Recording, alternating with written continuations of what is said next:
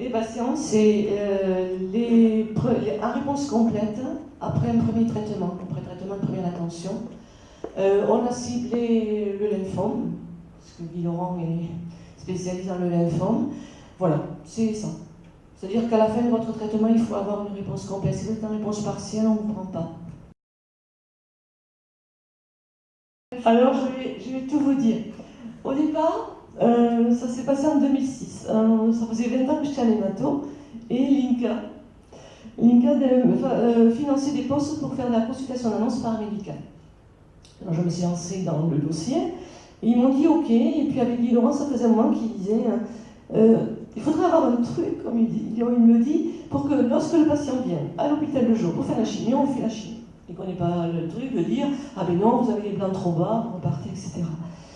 Et donc j'ai pris mes deux projets en un. L'INCA a dit OK avec une petite réticence sur le second. Et au bout d'un an, ils m'ont demandé un rapport d'activité, ils ont dit OK.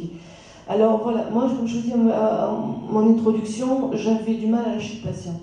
Et donc, à faire ma consultation d'annonce, vous informez, hein, parce qu'on vous informe, nous, infirmiers, hein, on vous prend après le médecin, on voit un petit peu les effets secondaires, comment se passer.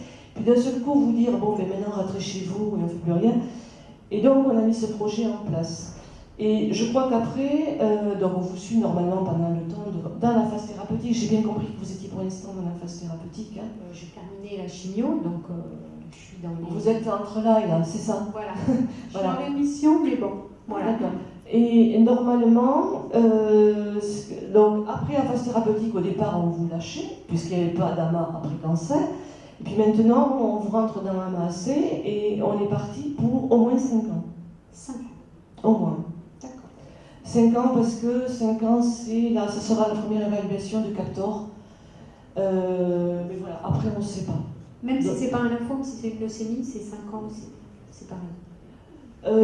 Alors on verra, parce que c'est vrai qu'au départ, on avait ciblé lymphome, et on a eu la chance avec Captor en fait. Hein, la Captor nous a dit, puisque c'est un projet qui rentre dans le projet, nous on peut, qu'est-ce que Ama a besoin? Et Guy Laurent a dit, ben, on aurait bien besoin d'une infirmière qui s'occupe des patients atteints de leucémie aiguë, parce qu'on ne faisait pas. On faisait les leucémies lymphoïdes chroniques, les lymphomes en priorité, les myélomes, et puis une infirmière ne peut pas non plus appeler 40 patients par matinée. Et donc, le poste d'Enora, hein, je ne cache rien, est financé par Captor. Voilà. Alors après, le suivi, ça commence en octobre, hein, le poste d'Enora. On tâtonne un peu avec le professeur Escher et avec le docteur Huguet pour voir un peu, on découvre la leucémie aiguë dans la main. Hein. Donc on est toujours prêt à rectifier notre tir, et voilà, voir un peu. Et puis nous, on répondra toujours à vos questions. Alors merci. Captor, pour faire très simple, c'est un financement dans le cadre, alors c'était un PHUC, si je me trompe, non, oui. En fait, une fois par an, c'est un grand emprunt qui fait pour valoriser des projets de recherche. Et avant que Nicolas Sarkozy finisse son quinquennat, il s'est aperçu qu'on n'avait jamais donné ce genre de financement pour le cancer. Donc il a été très en colère. Et il a dit voilà, je refais un PHUC pour le cancer. Donc c'était une demande de projet. Et c'était Paris, enfin la région parisienne. Il y a 4 ou 5 centres parisiens. Et nous, les Toulousains. Alors c'est vrai qu'entre le professeur Attal, etc., il y a énormément de recherche qui se fait, même avec le docteur Isbert, tout ça, et que même les jeunes hématologues sont dans la recherche. Donc ils ont monté leur projet, Guy Laurent a été le directeur de ce projet, et finalement, comme on était à égalité avec... au départ, il y avait 20 millions d'euros, et comme on était à égalité avec Paris, on a fait 10 millions. Voilà, et donc dans ce projet Captor, qui est à Langlade, qui est là où nous allons partir aussi à l'Oncopole. Vous avez vu, je ne sais pas si vous êtes passé, mais l'Oncopole, ça sera une petite clinique avec 370 lits. Tout autour, il y a beaucoup de laboratoires. Et donc, dans ce projet Captor, il y a la recherche clinique pure, et tous les essais cliniques, la recherche fondamentale, là, qui va plus bas dans la cellule, etc. AMA, avec toute la recherche de pharmacovigilance, toute la recherche des ordres psychologiques, etc., sur l'après-cancer. Et puis WP4, la 4e partie qui est plutôt dans l'enseignement des médecins, des infirmières, etc., tout ce qui gravite au niveau des professions du cancer. Voilà ce qu'est Captor en fait. C'est un grand emprunt et c'est financé par l'Agence nationale de la recherche. Voilà. Moi, je voulais revenir sur la surveillance post-cancer. Vous avez dit 5 ans, donc c'est à peu près la durée de la LD au niveau sécu. Oui. Ouais, c'est ça. Et ça va être tous les ans, donc scanner, prise de sang. Alors, pour le scanner, on va peut-être espacer, puisqu'il s'est avéré que les Américains ont regardé un peu de plus près, toujours dans le lymphome, puisqu'on peut comparer mais ce qui est comparable. Et en fait, ils se sont aperçus que, la première année, oui, il en faut un à 6 mois et un an après. Au bout de 3 ans, on peut arrêter. Ils se sont aperçus, les Américains, qu'en fait, 92% des rechutes dans le lymphome étaient détectées par le patient lui-même, de façon clinique. Voilà. Donc les scanners, et que le scanner c'est pas anodin, on injecte de l'iode, c'est pas non plus. Donc finalement je pense qu'au bout de 3 ans on abandonnera le scanner et puis on le fera avec la palpation de sang uniquement.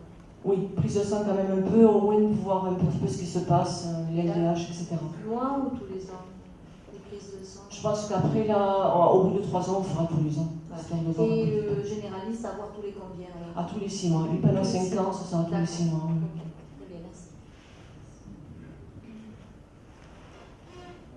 Bien, Gisèle, merci d'abord de votre côté professionnel, mais on le connaissait tous.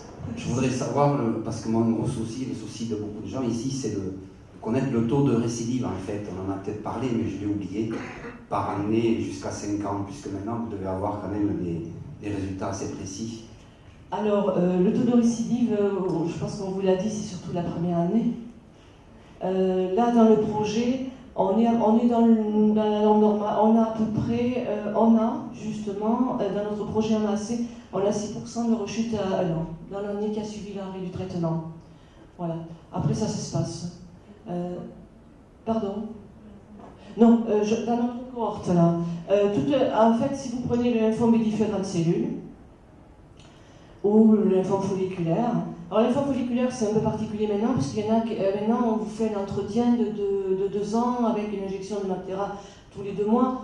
Donc, on attend que vous ayez fini, parce que quand vous rentrez dans l'entretien Maptera, c'est que vous êtes en réponse complète. Donc, est-ce que vous intégrez avant ou après le Maptera? Après la cure d'entretien? Après, d'accord. Voilà. En fait, si vous êtes en réponse complète, je rapporte les propos de Guy Laurent, parce que moi je ne suis pas du tout.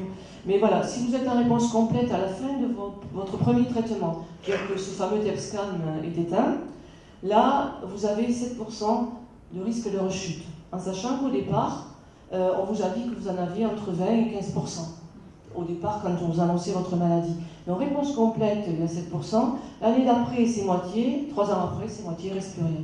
À peu près. Alors après, il y a toujours l'exception qui confirme la règle. Hein. Moi, j'ai vu des rechutes à 10 ans, évidemment, on peut pas. Mais en majorité, c'est ça. Voilà.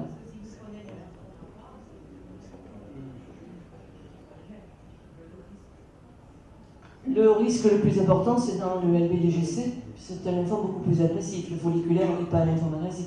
Dans le LBDGC, je vous dis, ça tourne aux... Nous, dans notre cohorte, on a 6% de rechute à 1 an. D'accord, enfin petite, mais bon, ça correspond aux chiffres moyens nationaux, même internationaux. Gisèle, pardon, le nom du docteur à Saint-Orin, simplement son nom? Galéran. Merci. Galéran.